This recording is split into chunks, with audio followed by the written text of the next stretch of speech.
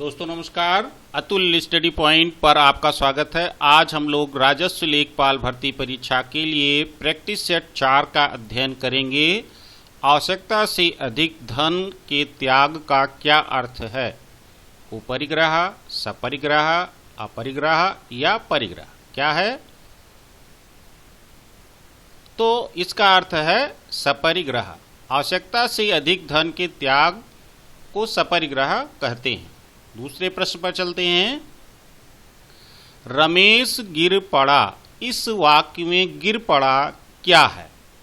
सकर्मक क्रिया है, संयुक्त क्रिया है, प्रेरणार्थक क्रिया है या सहायक क्रिया है? तो इसमें गिर पड़ा क्या है? आप भी उत्तर करिए। तो गिर पड़ा क्या है? संयुक्त क्रिया है। क्या है? संयुक्त क्रिया है। चलिए अगले प्रश्न पर। निम्नलिखित में से कौन सा शब्द जमाई का तत्सम है? जमहाई, जमुहाई, जामार्त या जृंभिका? तो जमहाई का तत्सम क्या है? इसमें जामार्त, ये तत्सम है इसका। अगले प्रश्न पर। तीसरा प्रश्न है, निम्नलिखित में से कौन सा शब्द पलंग का तत्सम है? पालकी है, पलांग है, पाल्यक है या पर्यक है? तत्सम इसमें हमें बताना है क्या है। तो पलंग का जो तत्सम है वह है पर्यक। डी विकल्प हमारा सही है, चौथे का डी। अगला प्रश्न पांचवा, आप भी साथ में हल करते रहिए। बहुत अच्छे प्रश्न इस श्रृंखला में शामिल किए गए हैं और वीडियो को पूरा आप लोग देखिएगा। सब कुत्ते दौड़ रहे हैं, इस वाक्य में कौन सा विशेषण है? तो अनिश्चित संख्यावाचक है या गुणवाचक है या परिमाणवाचक है या सार्वनामिक है? तो यहां पर हम देखते हैं कि सब शब्द जो आया हुआ है ये संख्या को बता रहा है, लेकिन संख्या कितनी है कंफर्म नहीं कर पा रहा है, इसलिए इसका उत्तर क्या हो जाएगा? अनिश्चित संख्यावाचक विशेषण हो जाएगा। इसका ये विकल्प सही है। अगले प्रश्न पर हम लोग चलते हैं। थोड़ा पानी देना, इस वाक्य में थोड़ा कैसा शब्द है? संज्ञा है या विशेषण है या प्रविशेषण है या क्रिया विशेषण है? आप भी उत्तर दीजिए। तो क्या है? थोड़ा पानी। तो थोड़ा क्या है? पानी की विशेषता बता रहा है, अतः यह क्या हो जाएगा? विशेषण हो जाएगा। बी विकल्प हमारा सही है। अगले प्रश्न पर। निष्काम शब्द में कौन सा उपसर्ग है? निस है, निह है, निस है, निस है? कौन सा है? निष्काम में कौन सा उपसर्ग है? तो निष्काम में क्या होगा? निस उपसर्ग होगा, जिसमें सा में हलंत लगा हुआ है। ये सही है विकल्प हमारा। निष्काम में निस उपसर्ग लगेगा। उपसर्ग जो होते हैं वो आगे लगते हैं और प्रत्यय पीछे लगते हैं। देखिए इसमें पैतृक शब्द में कौन सा प्रत्यय है? 8वां प्रश्न हमारा है। का प्रत्यय है, अक प्रत्यय है, इक प्रत्यय है या ऋक प्रत्यय है? उत्तर आप भी करिए। पैतृक शब्द है, 8वें का उत्तर करिए। तो पैतृक में क्या है? इक प्रत्यय लगा रहता है। हमारा सी विकल्प इसका सही है। प्रैक्टिस सेट का मतलब है पहले आप उत्तर करिए तो बाद में उत्तर हमारे द्वारा। आप सुनिए, आप देखिए अपने आप में कि कितना अध्ययन आपने किया है। कहा सुनी होना, मुहावरे का क्या अर्थ है? परेशान होना, निंदा होना, झगड़ा होना या ध्यान ना देना? तो कहा सुनी होना का मतलब क्या होगा? मुहावरे का अर्थ झगड़ा होना। सी विकल्प इसका सही है। कहा सुनी होने का मतलब है झगड़ा होना। अगला प्रश्न है 10वां, गांठ बांधना मुहावरे का क्या अर्थ है? गाढ़ी मित्रता होना, अच्छी तरह याद होना, कसकर बांधना, आपस में बांधना? आप भी उत्तर बताइए। 10वें का उत्तर करिए। तो ये क्या हो जाएगा? गांठ बांधने का मतलब होता है अच्छी तरह याद होना। अगला प्रश्न 11वां प्रश्न है, वक्र का विपरीतार्थक शब्द है? तिर्यक होगा, चतुर्भुज होगा, ऋज होगा या टेढ़ा होगा? चलिए उत्तर करिए आप भी। तो वक्र का मतलब है कि वो गोल कोई रेखा हो जो गोल हो तो उसका क्या होता है, सीधी रेखा होती है या रिज होती है, सरल कह सकते हैं। तो रिज को सरल या सीधा भी बोलते हैं। अगला प्रश्न, आत्मनिर्भरता का विलोम शब्द क्या है? ग्रहजीवी, परजीवी, दुराग्राही, दुराग्रही या आदृत? तो क्या होगा, आत्मनिर्भरता का मतलब क्या होता है? आत्मनिर्भरता का विलोम बताना, हमें विपरीत बताना है। आप भी बताइए, उत्तर करिए। तो इसका क्या है, इसका बी विकल्प सही है, आत्मनिर्भरता का परजीवी होता है। राधा का पर्यायवाची शब्द क्या होगा? महसी है, ब्रजरानी, यामिनी या भार्गवी? तो राधा का पर्यायवाची शब्द क्या है?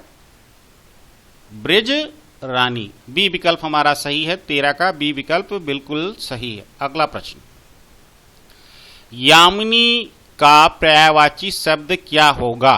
रोशनी है, बिजली है, दामिनी है या निशा है? आप भी उत्तर करिए। उत्तर नंबर 14 है। क्या हो जाएगा? यामिनी का मतलब होता है निशा है, यानी कि रात कह सकते हैं। निशा इसका जो है विकल्प डी सही है। अगला प्रश्न, निर्गलन का तद्भव शब्द कौन सा है? इसमें से ढूंढना है कि तद्भव कौन सा है निर्गलन का। गलना, निगलना, निर्वसन, निकसन? चलिए विकल्प देखिए विकल्प और आप भी उत्तर करिए। तो निर्गलन का तद्भव क्या होगा? निगलना। जो बी विकल्प हमारा है यह सही है। अगले प्रश्न पर हम चलते हैं। ज्वलन का तद्भव क्या है? ज्वलन का तद्भव ईर्षा, डाह, तपन या जलना? चलिए बताइए उत्तर आप भी। ज्वलन का तद्भव क्या हो जाएगा? डी विकल्प हो जाएगा, जलना। जो जलना है ये ज्वलन का तद्भव है, और ईर्ष्या है, डाह है, तपन है, ये सभी इसका तत्सम है। अगला प्रश्न, मतदाता शब्द में कौन सा समास है? कर्म तत्पुरुष है, करण तत्पुरुष है, संबंध तत्पुरुष है या अधिकरण तत्पुरुष है? ये इसमें कंफर्म है कि इसमें तत्पुरुष है, लेकिन कौन सा है? क्योंकि विभक्ति चिन्ह तत्पुरुष समास में आता है। तो मत का दाता, मत का दाता का मतलब हो जाएगा, इसमें का शब्द आ गया है जो संबंध को दर्शाता है, अतः कौन सा हो जाएगा इसमें? सी विकल्प हमारा सही हो जाएगा, यह संबंध तत्पुरुष हो जाएगा। अगले प्रश्न पर चलते हैं। आप भी अपने आप को देखिए कि कितना आप जानते हैं। अगला प्रश्न है, नीलांबर में कौन सा समास है? द्विगु समास, कर्मधारय समास, बहुब्रीहि समास या अव्ययी भाव समास? नीलांबर का मतलब है कि नीला है अंबर, अर्थात आकाश। तो ये क्या हो गया कि जिसमें ऐसा कोई दो शब्द मिलकर कोई शब्द बना हो जिसका तीसरा अर्थ निकलता हो, तो उसको हम क्या कहते हैं? बहुब्रीहि समास। इसमें क्या हो जाएगा? सी बहुब्रीहि समास। अगला प्रश्न हम लोग चलते हैं अगले प्रश्न पर। पंचवटी में कौन सा समास है? बहुब्रीहि समास है, तत्पुरुष समास है, द्विगु समास है या कर्मधारय समास है? तो पंचवटी यानी कि सबसे आगे क्या है? 5 शब्द लगा हुआ है। तो ऐसे जो शब्द होते हैं जिसमें आगे संख्यावाची होता है, तो उसमें साधारण सा द्विगु समास लगता है। तो इसका हमारा सी विकल्प सही है। क्या सही है? 19 का सी विकल्प सही है। अनुगामी शब्द का सही अर्थ क्या है? जो अनुकरण करने योग्य हो, जिस पर अनुग्रह किया गया हो, जो किसी के प्रति आसक्त हो, किसी के पीछे पीछे चलना। तो 20 का जो डी विकल्प है वह सही है, किसी के पीछे पीछे चलना। जैसे ही आप प्रश्न देखते होंगे तुरंत आपके दिमाग में उत्तर आ जाता होगा कि कौन सा विकल्प सही है। तो आप देखते रहिए कि आप कितना अध्ययन किए हुए हैं। वर्तनी की दृष्टि से सही शब्द का चयन कीजिए। प्रज्वलित, प्रज्वलित, प्रज्वलित या प्रज्वालित? कौन सा इसमें वर्तनी की दृष्टि से सही शब्द है? आप भी साथ में बताइए कौन सा है। तो इसमें जो प्रज्वलित, प्रज्वलित ये आधा जा एक बार आया हुआ है, यही जो है वर्तनी की दृष्टि से शुद्ध है, बिल्कुल 100% कोई भी त्रुटि रहित जो है पूरा जो भी आपको क्वेश्चन दिया जा रहा है वो कहीं पर कोई त्रुटि नहीं है, उसमें 100% की गारंटी है। अगले प्रश्न पर हम लोग चलते हैं। नीचे दिए शब्दों में से अशुद्ध शब्द कौन सा है? दुष्प्रचार, दुष्कर्म, दुर्गुण, दुर्निवार। तो इसमें देखते हैं कि नीचे दिए गए अशुद्ध शब्द का चयन करना। दुष्प्रचार हमारा सही है, दुष्कर्म सही है, दुर्निवार सही है, लेकिन दुर्गुण होता है और ये जो ऊपर रा का मात्रा लगा हुआ है वो कहाँ पे लगना चाहिए? गा के ऊपर लगना चाहिए, जो ऊपर यहाँ पे लगा हुआ है री का मात्रा। तो ये जो है हमारा क्या सही है? सी विकल्प सही है। अगले प्रश्न पर हम लोग चलते हैं। सदगुरु का संधि विच्छेद क्या है? सत धन गुरु, सत धन गुरु, सद धन गुरु, सद धन गुरु। तो क्या है इसमें? आप भी उत्तर करिए। तो इसका जो ये विकल्प है यह सही है। सत ता में जो हलंत लगा हुआ है यही जो है सही है, सदगुरु है। अगले प्रश्न पर, दुर्ग शब्द का संधि विच्छेद क्या होगा? दूधन ग्र, रग कह सकते हैं, दूधन गा, दूरधन उग, दूधन रग। आप भी बताइए, उत्तर करिए। 24 का क्या होगा इसमें? तो ये सामान्य सा है, दूधन गा। बी विकल्प हमारा सही है। अगले प्रश्न पर हम लोग चलते हैं। महाशय में कौन सी संधि होगी? महाधन आशय स्वर संधि होगी कि दीर्घ संधि होगी, यड़ संधि होगी, गुण संधि होगी? तो महाधन आशय का मतलब है क्या? कि दो दीर्घ जो है आपस में जुड़ते हैं, इसका मतलब है इसमें दीर्घ संधि होगी, बड़ा बड़ा आपस में जुड़ता है। अगला प्रश्न, चंद्रोदय में कौन सी संधि है? वृद्धि संधि है, गुण संधि है, आदि संधि है, व्यंजन संधि है? कौन सी संधि है? चंद्रोदय में कौन सी संधि है? आप भी बताइए। तो चंद्रोदय में क्या होगा? गुण संधि होगा, जिसमें ये और वो आते हैं, वो गुण संधि के अंतर्गत आता है। चलिए अगले प्रश्न पर चलते हैं। स्वेद से उत्पन्न होने वाला के लिए एक शब्द क्या होगा? स्वेद का मतलब क्या होता है? पसीना होता है। तो स्वेद से उत्पन्न होने वाला के लिए एक शब्द क्या होगा? स्वेतज होगा, स्वेतेज होगा, स्वेदज होगा या स्वादेज होगा। तो इसको हम बोलेंगे क्या? स्वेदज, यानी कि सी विकल्प हमारा सही है। अगले प्रश्न पर चलते हैं। गिरा हुआ के लिए एक शब्द क्या होगा? पड़ा हुआ, परास्त, धराशाही या पतित? बोलिए इसका क्या उत्तर क्या होगा? गिरा हुआ के लिए क्या होगा? पतित। जो पतित शब्द है इसका मतलब होता है गिरा हुआ। अगले प्रश्न पर डी विकल्प इसका सही है। निम्नलिखित शब्दों में से कौन सा देशज शब्द है? कलाई, गुलाब, औरत, बेगम। कौन सा देशज शब्द है? तो इसमें देखते हैं कौन सा है, आप भी बताइए। बहुत ही अच्छा प्रश्न है और बहुत ही इंपॉर्टेंट भी है। जो इसमें गुलाब दिया गया है, गुलाब फारसी शब्द है, फारसी भाषा का शब्द है। औरत जो है वह अरबी भाषा का शब्द है। बेगम तुर्की भाषा का शब्द है। जबकि कलाई क्या है?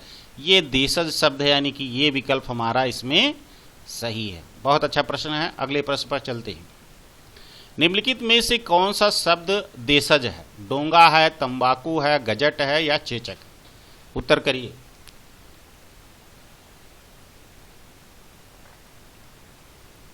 देखिए इसमें जो तंबाकू दिया गया है, तंबाकू पुर्तगाली शब्द है, जबकि गजट जो है वह अंग्रेजी शब्द है। और चेचक क्या है? चेचक तुर्की शब्द है। जबकि डोंगा क्या है? यह एक देशज शब्द है। अगले प्रश्न पर हम लोग चलते हैं। निम्नलिखित में से कौन सा शब्द अंक का अनेकार्थी शब्द नहीं है? इसमें ध्यान दीजिएगा, नहीं शब्द आया हुआ है, नकारात्मक है। तो अंक का मतलब क्या क्या होता है? अंक का मतलब एक इसमें से नहीं है। अध्याय, भाग्य, कपड़ा, संख्या। तो अंक का मतलब अध्याय भी होता है, भाग्य भी होता है, संख्या भी होता है, लेकिन कपड़ा नहीं होता है। अगला प्रश्न, निम्नलिखित में से खर शब्द का अनेकार्थक शब्द नहीं है। दुष्ट, गधा, तिनका, खारा। तो देखिए खर का मतलब दुष्ट भी होता है, गधा भी होता है, तिनका भी होता है, यानी कि खारा जो है वह नमकीन बोलते हैं इसको, यानी कि खारा इसका जो है अनेकार्थी शब्द खर का नहीं है। अगला प्रश्न है, हम 33वें प्रश्न पर हम लोग पहुंच चुके हैं। 7 प्रश्न और इस श्रृंखला में बचे हुए हैं। अगर ये वीडियो आपको पसंद आ रहा है तो लाइक और कमेंट्स जरूर करिएगा और दोस्तों में शेयर भी कीजिएगा। और अगर आप हमसे हमारे चैनल से नहीं जुड़े हैं तो आप जुड़ने के लिए जो है चैनल को सब्सक्राइब करिए और बेल आइकन दबाना ना भूलिए, जिससे कि हमारा नोटिफिकेशन आप तक पहुंचता रहे। और कमेंट जरूर करिए कि क्या वीडियो आपको पसंद आ रहा है, नहीं आ रहा, आप कैसा और वीडियो चाहते हैं उसके लिए भी कमेंट करिएगा। चलिए अगले प्रश्न पर हम लोग चलते हैं। निम्नलिखित में कौन सा निम्न जोड़े का सही अर्थ है? अंश, अंश, ये 2 दिया गया है, दोनों के जोड़े दिए गए हैं। इसमें हमें बताना है कि अंश का क्या है, अंश का समाप्ति होगा कि अंतिम होगा, अंश का कंधा होगा, हिस्सा होगा, या सुंदर निरंतर होगा, हिस्सा कंधा होगा। तो अंश का मतलब क्या होता है आप भी बताइए, अंश का मतलब क्या होता है और अंश का, दोनों का मतलब हमें बताना है, आपको बताना है। उत्तर नंबर 33 का बताना है। तो इसका बी विकल्प हमारा जो है वह सही है। इस अंश का मतलब है कंधा और इस अंश का मतलब है हिस्सा। ठीक, बी विकल्प हमारा सही है। अगले प्रश्न पर चलते हैं। आदि, आदि का सही अर्थ क्या है? आदि का मतलब अदरक इत्यादि होगा, अभ्यस्त आरंभ होगा, दुख सुख होगा, आरंभ अभ्यस्त होगा। कौन सा? उत्तर करिए आप भी, कौन सा होगा? 34वां प्रश्न है और इसका उत्तर आप बताइए क्या होगा? आरंभ और अभ्यस्त। ये जो है लास्ट वाला है आरंभ और अभ्यस्त, ये बिल्कुल सही उत्तर इसका है। अगला प्रश्न, अंधेर खाता का क्या अर्थ है? अंधेर खाता, अंधेर खाता यहां तक है, ये इसमें यहीं पे वो लग गया है। अंधेर खाता का क्या अर्थ है? अन्याय, एक ही सहारा, चौपट होना, याचना करना। तो ये यहां तक मतलब होना चाहिए, यहां से लेके यहां तक। अंधेर खाता का अर्थ है, क्या अर्थ है? अन्याय। क्या है? 35 का प्रश्न, 35 प्रश्न का ये विकल्प हमारा सही है, अन्याय। अंधेर खाता का मतलब होता है अन्याय।